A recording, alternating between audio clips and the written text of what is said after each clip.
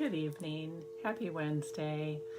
My name is Reverend Elizabeth Peterson. I'm a member at Unity Center for Spiritual Growth, and I am here tonight as our lead minister, Reverend Pat Bessie, and Rev Leroy, her husband, an awesome person of the universe, is on vacation, so I'm filling in for them tonight. So let us begin as we begin many times in the morning by taking in a nice deep breath of love and exhaling anything that is not love. A nice deep breath in of love and exhaling anything that is not love. Deep breath in of love, exhaling anything that is not love. And I would like to read for our beginning part.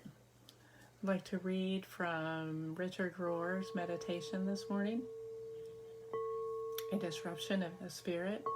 So if you want to just sit back and relax, I will be reading this and then I will be playing the bowls. So just do some nice deep breathing and we will take this all into the silence. As I've heard both Reverend Pat and Leroy say, let my words be your words. I love that. My friend and CAC colleague Brian McLaren has spent years imagining a new kind of Christianity that invites people into a deepening commitment to love of God, neighbor, and self. Such a movement for the common good is surely disruptive or disordering to our status quo, just as Jesus disrupted the status quo in his own day. I love that thought. Jesus was introducing what in today's parlance might be called a disruptive technology, where sustaining technologies stimulate incremental improvements, like, say, going from a rotary phone to a touchtone, or keypad phone, or even from a landline to a wireless phone. A disruptive technology displaces established assumptions, as in, say, combining a phone, a camera, a computer, a music library, a player, a GPS device, and a mobile internet portal. The old status quo is disrupted, the game changes, and old technologies become irrelevant. In John's Gospel, Jesus continues to use the imagery of disruption. John 3-4. First, he tells a man that in spite of all of his learning, in spite of all of his status, he needs to go back and start over to be born again. Perhaps the most apt image for disruption ever. Then he tells a woman that the location of worship doesn't matter at all, which in their day meant that temples were irrelevant. What matters, Jesus says, is the attitude or spirit and authenticity or truth of the worshiper. Jesus was calling for a radical disruption in his religion, a great spiritual migration, and a similar disruption and migration are needed, no less today, in the religion that names itself after him. And I would add to that just in life in general. A later New Testament writer repeated and expanded upon the disruption and migration Jesus was calling for in 1 Peter 2-5. The way of life centered in the temple must be disrupted because God wanted to dwell not in the building or bricks or stones cemented together by mortar, but rather in human beings, living stones he called them, cemented together by mutual love, honor, and respect. This disruptive revolution, this liberation, this great spiritual migration begins with each of us presenting ourselves with all of our doubts and imperfections, all of our failures, fears, and flaws, to the Spirit, our legs as pillars, our bodies as temples, you, me, everyone, no exceptions. Good evening, Michelle. The moving ever shall stay, 12th century Hindu mystic poet Basava said, those words contradict so much of our inherited religious sensibility. Stay the same, don't move, hold on, Survival depends on resistance to change, we were told again and again. Foment change, keep moving, evolve. Survival depends on mobility, the Spirit persistently says. If you want to see the future of Christianity as a great spiritual migration, don't look at a church building. Go look in the mirror and look at your neighbor. God's message of love is sent into the world in human envelopes.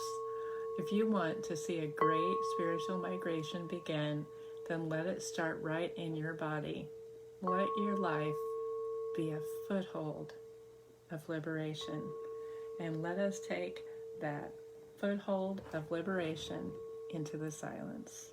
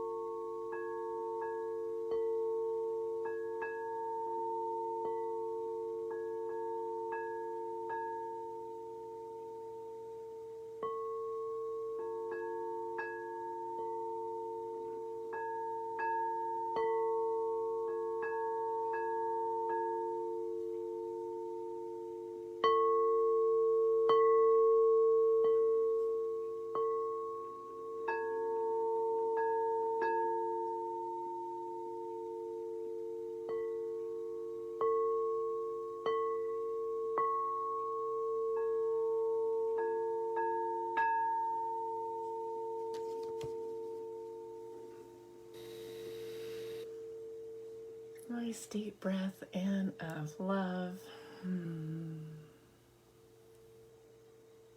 Thank you, God, for everyone that is here this evening, for the love that we share, for this community that we share, no matter where we are in the world. We are one and we are together. Thank you for being here. And I would just like to repeat the part again to take us out, the ending of this reading by Richard Rohr. If you want to see the future of Christianity as a great spiritual migration, don't look at a church building. Go look in the mirror and look at your neighbor. God's message of love is sent into the world in human envelopes. We are those human envelopes. If you want to see a great spiritual migration begin, then let it start right in your body. Let your life be a foothold of liberation. And let it begin with me. I love you very much. Join me back here tomorrow morning if you can for our 6:30 early morning meditation. And let us end as we do in the morning with hands on our hearts. I love you. I love you. I love you. I love you. I love you. And I love you. Thank you for being here tonight. Many blessings and infinite love.